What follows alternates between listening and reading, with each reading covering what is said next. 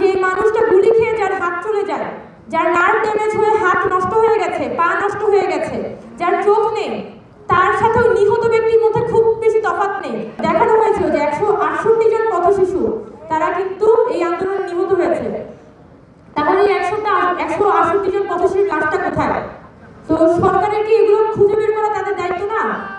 সরকারের পক্ষ থেকে, যদিও আমার কথা যে সরকারের পক্ষ থেকে অনেক চেষ্টা তারা করছে, কিন্তু প্রত্যেকটা কাজই খুবই ছাড়া, খুবই জনবিচ্ছিন্ন এবং খুবই হচ্ছে যে একটা কনফিউজিং একটা পদ্ধতি। আপনারা যদি জুলাই ফাউন্ডেশনের দিকে তাকান, এখনো পর্যন্ত লিস্টে আহত হচ্ছে 11,500 এবং নিহত সংখ্যা 834 বা 835 জন। এখনো পর্যন্ত জুলাই ফাউন্ডেশন থেকে আহতদেরকে দেওয়া সম্ভবত শুধুমাত্র 4,500 থেকে 5,000 আহতকে সহায়তা করা হয়েছে। তো বাকি আহতরা তো সহায়তা পায়নি। আবার আপনি সরকারের মুক্তিযোদ্ধা মন্ত্রণালয়ের দিকে তাকান, তারা এখনো পর্যন্ত প্রপার লিস্টিংটাই করতে পারেননি। তাহলে কখন তারা টাকাটা দিয়ে শেষ করবেন, কখন তারা পুনর্বাসন করবেন?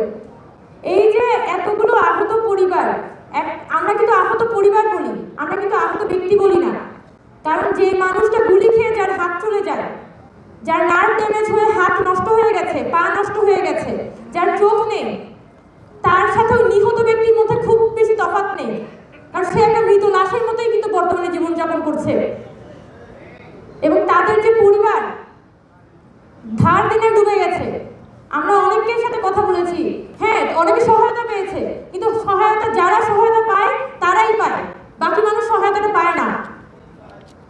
এবং দেখা যায় এই যে একটা অপরিকল্পিতভাবে পুরো শহীদের আহতদের বিষয়টি সরকারের পক্ষ থেকে ডিল করা হচ্ছে।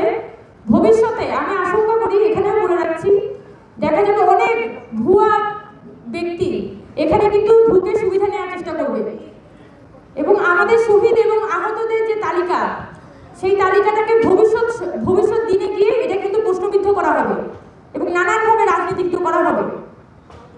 এই সম্ভাবনাগুলো যেহেতু আছে, আমি চাই এই সম্ভাবনাগুলো যাতে অঙ্কুরে বিনষ্ট করা হোক এবং দ্রুততম সময়ের মধ্যে আমাদের এই আহত শহীদদের তালিকা করে তাদের একটা প্রপার চ্যানেলিংয়ে এবং তাদের পরিবারকে কিভাবে সহায়তা করা যায় সেটা ব্যবস্থা করা হোক।